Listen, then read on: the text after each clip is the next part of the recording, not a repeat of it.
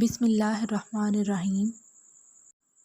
صلی اللہ علی حبیبہ محمد وآلہ وسلم۔ السلام علیکم معزز ناظرین، امید ہے آپ لوگ صحت اور ایمان کی بہترین حالت میں ہوں گے۔ ٹائٹل آف دا ڈے، شہد کی مٹھاس درود کی برکت سے۔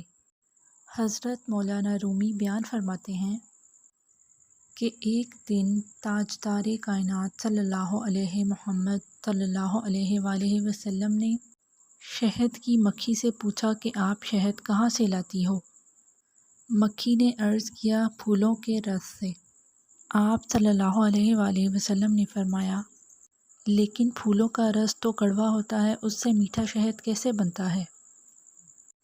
شہد کی مکھی کہنے لگی، یا رسول اللہ صلی اللہ علیہ وآلہ وسلم، پھولوں کا رس کڑوا ہوتا ہے، لیکن ہم رس اکٹھا کرنے کے بعد آپ صلی اللہ علیہ وآلہ وسلم پر درود پڑھتے ہیں تو درود کی برکت سے کڑوا رس میٹھا بن جاتا ہے۔ میری آپ لوگوں سے ریکویسٹ ہے، ایک چھوٹی سی ریکویسٹ ہے کہ آپ لوگ درود پاک پڑھیں۔ اگر زیادہ بار نہیں پڑھ سکتے تو کم از کم صرف 10 بار پڑھ لیا کریں اور ڈیلی اپنی روٹین میں اس کو شامل کریں، انشاءاللہ بہت فائدہ ہوگا۔ ایک بار محبت سے درود پاک پڑھ لیجیے، صلی اللہ علی حبیبہ محمد وآلہ وسلم۔